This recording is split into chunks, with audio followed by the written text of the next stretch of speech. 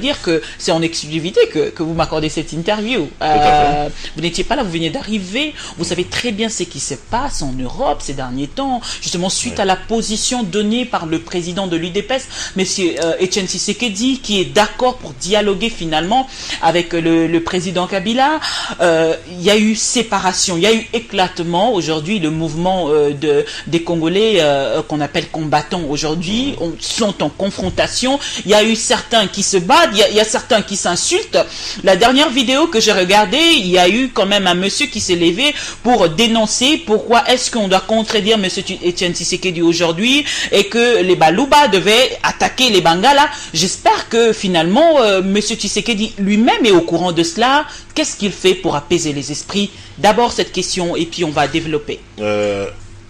Je crois que, évidemment, ce que vous dites est regrettable. Donc, lorsqu'une communauté se divise, c'est toujours regrettable. Mais ne ramenez surtout pas ça, d'abord, pas à l'UDPS, parce que les combattants n'ont jamais été de l'UDPS. C'est un mouvement qui s'est pris de sympathie pour le président Etienne Tshisekedi, sa candidature. En fait, c'est un mouvement qui a rejeté le régime Kabila, qui voulait le changement. Donc, il a trouvé en Tshisekedi l'incarnation de ce changement. Donc, ce n'est pas. Et sa position, son côté radical aussi, il faudrait le dire. Et ensuite, il faut aussi savoir que ce n'est pas une question de divergence. La divergence, c'est du maquillage, parce qu'on a le droit d'avoir des divergences. Vous vous souvenez, c'était l'année passée encore, lorsque nous avions eu une série de rencontres avec les envoyés spéciaux de la communauté internationale.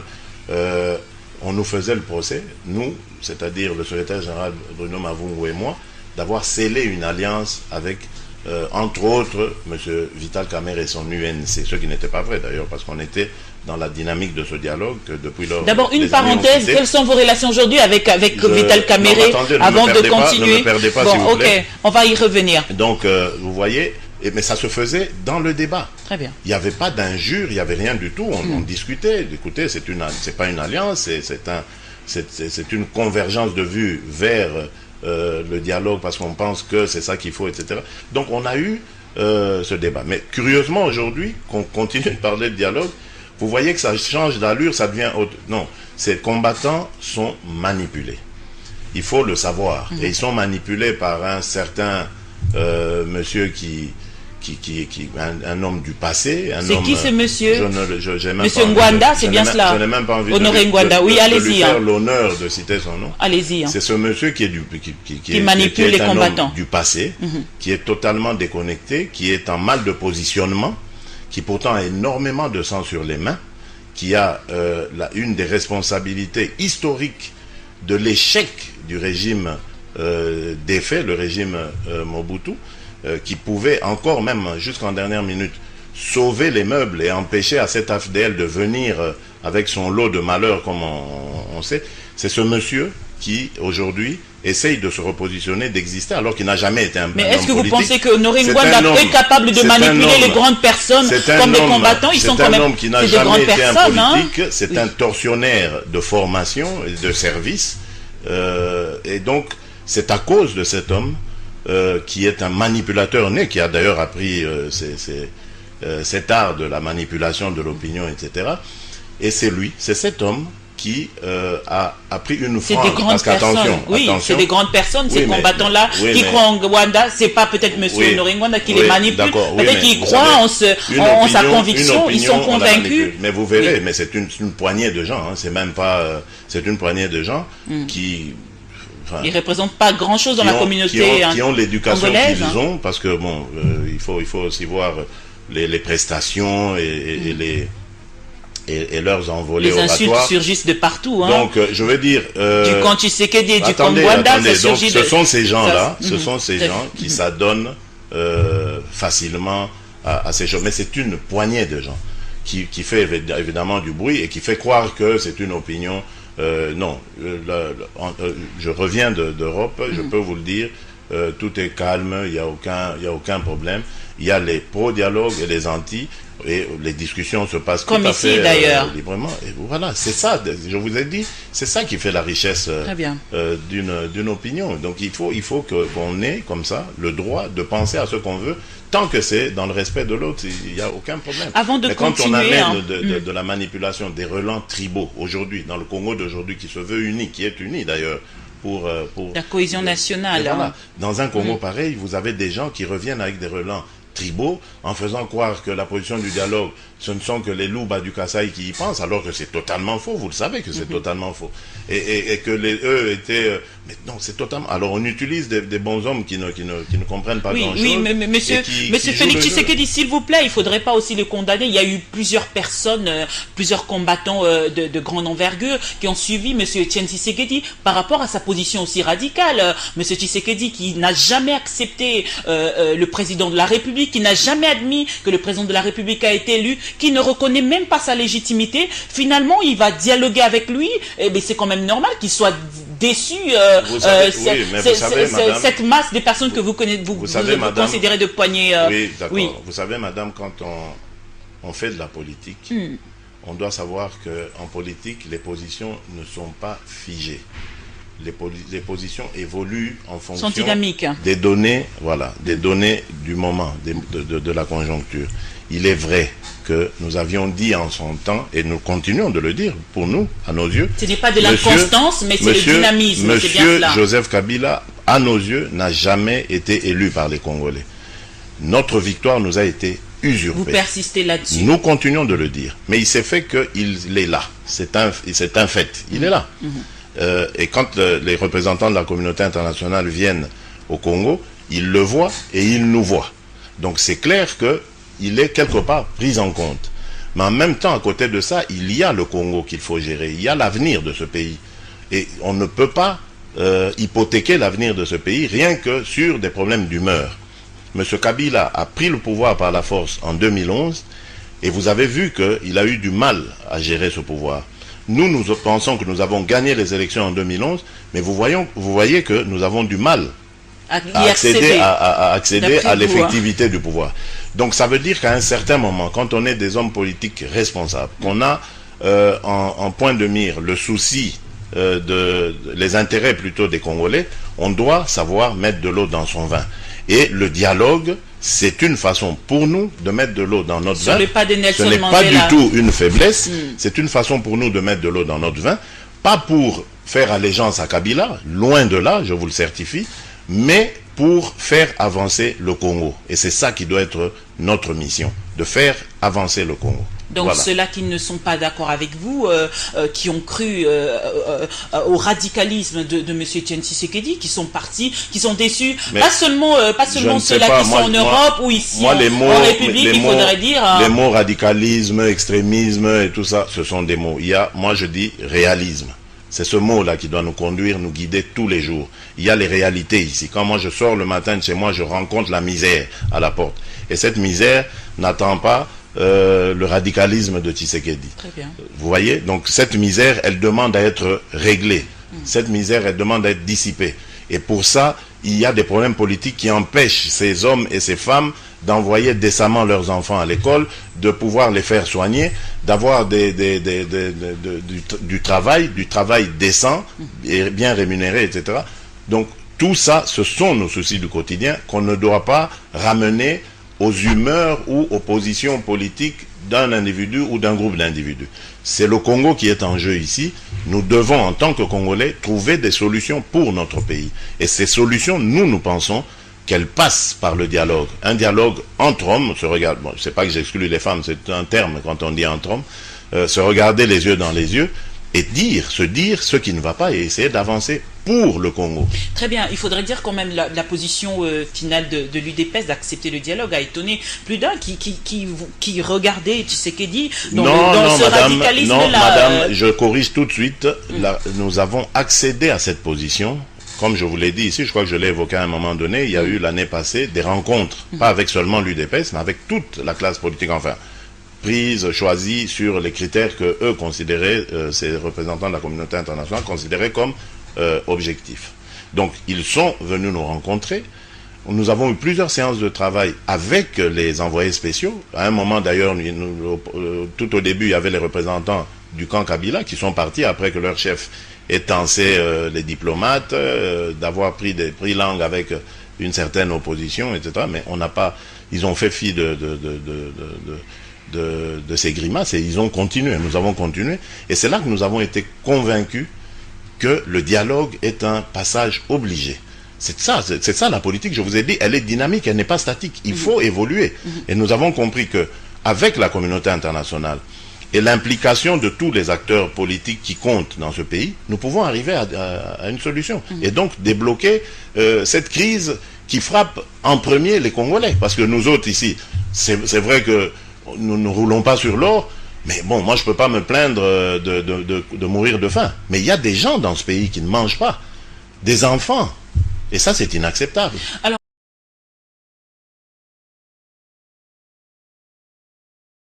de service. Et donc, c'est à cause de cet homme qui est un manipulateur né, qui a d'ailleurs appris cet art de la manipulation de l'opinion, etc. Et c'est lui, c'est cet homme qui a pris une frange. Parce qu'attention, oui, c'est des grandes personnes, ces combattants-là qui croient en Rwanda. C'est pas peut-être Monsieur Noringwanda qui les manipule, peut-être qu'ils croient en sa conviction, ils sont convaincus. Mais vous verrez, mais c'est une poignée de gens, hein, c'est même pas, c'est une poignée de gens qui... Enfin, ils représentent pas grand-chose dans la communauté qui ont l'éducation qu'ils ont, parce que bon, il faut aussi voir les prestations et leurs envolées oratoires. Les insultes surgissent de partout. Hein. Donc, je veux dire... du camp Tshisekedi et du camp Rwanda, ça surgit ce sont ces gens-là, ce sont ces gens qui s'adonnent facilement à ces choses. Mais c'est une poignée de gens qui fait évidemment du bruit et qui fait croire que c'est une opinion... non, je reviens d'Europe, je peux vous le dire, tout est calme, il n'y a aucun problème. Il y a les pro-dialogues et les anti, et les discussions se passent comme tout à ici, fait librement. Et voilà, c'est ça, je vous ai dit, c'est ça qui fait la richesse d'une opinion. Donc il faut qu'on ait comme ça le droit de penser à ce qu'on veut, tant que c'est dans le respect de l'autre, il n'y a aucun problème. Mais quand on amène de la manipulation des relents tribaux aujourd'hui, dans le Congo d'aujourd'hui, qui se veut uni, qui est uni d'ailleurs, pour la cohésion nationale. Voilà. Dans un Congo pareil, vous avez des gens qui reviennent avec des relents tribaux en faisant croire que la position du dialogue, ce ne sont que les Louba du Kasaï qui y pensent, alors que c'est totalement faux. Vous le savez que c'est totalement faux. Et que eux étaient... mais non, c'est totalement... Alors on utilise des bons hommes qui ne dire que c'est en exclusivité que vous m'accordez cette interview.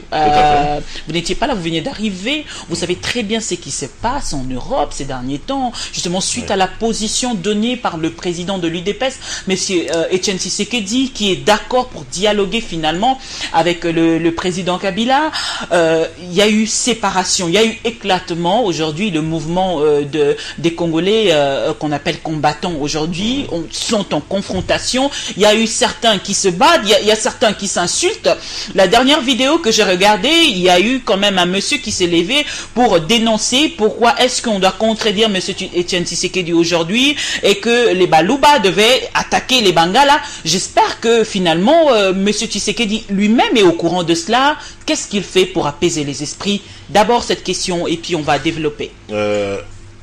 Je crois que, évidemment, ce que vous dites est regrettable. Donc, lorsqu'une communauté se divise, c'est toujours regrettable. Mais ne ramenez surtout pas ça, d'abord, pas à l'UDPS, parce que les combattants n'ont jamais été de l'UDPS. C'est un mouvement qui s'est pris de sympathie pour le président Etienne Tshisekedi, sa candidature. En fait, c'est un mouvement qui a rejeté le régime Kabila, qui voulait le changement. Donc, il a trouver en Tshisekedi l'incarnation de ce changement. Donc, ce n'est pas... Et sa position, son côté radical aussi, il faudrait le dire. Et ensuite, il faut aussi savoir que ce n'est pas une question de divergence. La divergence, c'est du maquillage, parce qu'on a le droit d'avoir des divergences. Vous vous souvenez, c'était l'année passée encore, lorsque nous avions eu une politique responsable, qu'on a en point de mire le souci les intérêts plutôt des Congolais,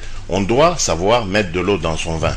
Et le dialogue, c'est une façon pour nous de mettre de l'eau dans notre vin. Sur le pas de Nelson Ce n'est pas Mandela. du tout une faiblesse, c'est une façon pour nous de mettre de l'eau dans notre vin, pas pour faire allégeance à Kabila, loin de là, je vous le certifie, mais pour faire avancer le Congo. Et c'est ça qui doit être notre mission, de faire avancer le Congo. Donc Voilà. ceux-là qui ne sont pas d'accord avec vous, qui ont cru au radicalisme de M. Etienne Tshisekedi, qui sont partis, qui sont déçus, Mais pas seulement je ne sais ceux-là pas, qui moi- sont en moi- Europe ou ici moi, les mots- en République, les il mots- faudrait dire... Les mots radicalisme, extrémisme et tout ça, ce sont des mots. Il y a, moi je dis réalisme. C'est ce mot-là qui doit nous conduire, nous guider tous les jours. Il y a les réalités ici. Quand moi je sors le matin de chez moi, je rencontre la misère à la porte. Et cette misère n'attend pas le radicalisme de Tshisekedi. Très bien. Vous voyez? Donc cette misère, elle demande à être réglée. Cette misère, elle demande à être dissipée. Et pour ça, il y a des problèmes politiques qui empêchent ces hommes et ces femmes d'envoyer décemment leurs enfants à l'école, de pouvoir les faire soigner, d'avoir du travail décent et bien rémunéré, etc. Donc tout ça, ce sont nos soucis du quotidien qu'on ne doit pas ramener aux humeurs ou aux positions politiques d'un individu ou d'un groupe d'individus. C'est le Congo qui est en jeu ici. Nous devons, en tant que Congolais, trouver des solutions pour notre pays. Et ces solutions, nous pensons qu'elles passent par le dialogue. Un dialogue entre hommes, se regarde, bon, c'est pas que j'exclus les femmes, c'est un terme quand on dit entre hommes, se regarder les yeux dans les yeux et se dire ce qui ne va pas. De rencontre avec les envoyés spéciaux de la communauté internationale, on nous faisait le procès, nous, c'est-à-dire le secrétaire général Bruno Mavungu et moi, d'avoir scellé une alliance avec, entre autres, M. Vital Kamerhe et son UNC, ce qui n'était pas vrai d'ailleurs, parce qu'on était dans la dynamique de ce dialogue depuis lors. D'abord, une parenthèse, quelles sont vos relations aujourd'hui avec Vital Kamerhe, avant de continuer? Ne me perdez pas, bon, s'il vous plaît. ok, on va y revenir. Donc, vous voyez, mais ça se faisait dans le débat. Très bien. Il n'y avait pas d'injure, il n'y avait rien du tout. On discutait. Écoutez, c'est pas une alliance, c'est une convergence de vues vers le dialogue parce qu'on pense que c'est ça qu'il faut, etc. Donc on a eu ce débat. Mais curieusement, aujourd'hui, qu'on continue de parler de dialogue, vous voyez que ça change d'allure, ça devient autre. Non, ces combattants sont manipulés.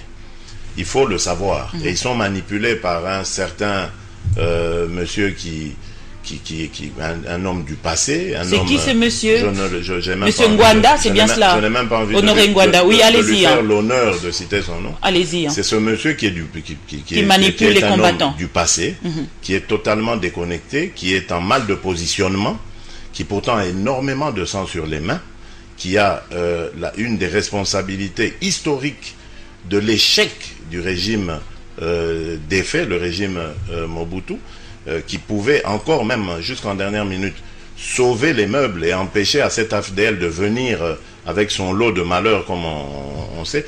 C'est ce monsieur qui aujourd'hui essaye de se repositionner, d'exister, alors qu'il n'a jamais été un homme politique. Mais est-ce que vous pensez que Honoré Ngwanda est capable de manipuler les grandes personnes comme les combattants? Ils sont quand même... C'est un homme qui n'a jamais été un politique, c'est un tortionnaire de formation, qui ne comprennent pas grand-chose. Oui, mais monsieur Félix Tshisekedi, s'il vous plaît, il ne faudrait pas aussi le condamner. Il y a eu plusieurs personnes, plusieurs combattants de grande envergure qui ont suivi monsieur Etienne Tshisekedi par rapport à sa position aussi radicale. Monsieur Tshisekedi qui n'a jamais accepté le président de la République, qui n'a jamais admis que le président de la République a été élu, qui ne reconnaît même pas sa légitimité. Finalement, il va dialoguer avec lui. Eh bien, c'est quand même normal qu'il soit déçu.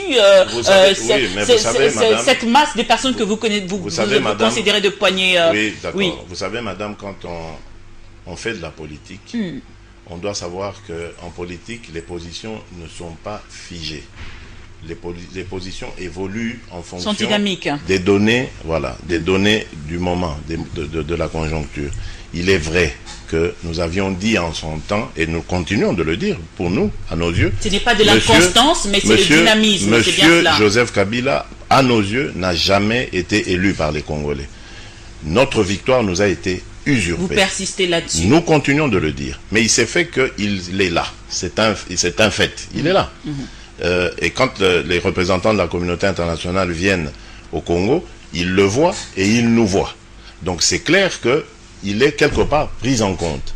Mais en même temps, à côté de ça, il y a le Congo qu'il faut gérer. Il y a l'avenir de ce pays. Et on ne peut pas hypothéquer l'avenir de ce pays rien que sur des problèmes d'humeur. M. Kabila a pris le pouvoir par la force en 2011 et vous avez vu qu'il a eu du mal à gérer ce pouvoir.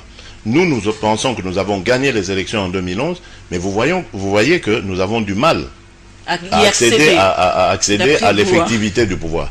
Donc ça veut dire qu'à un certain moment, quand on est des hommes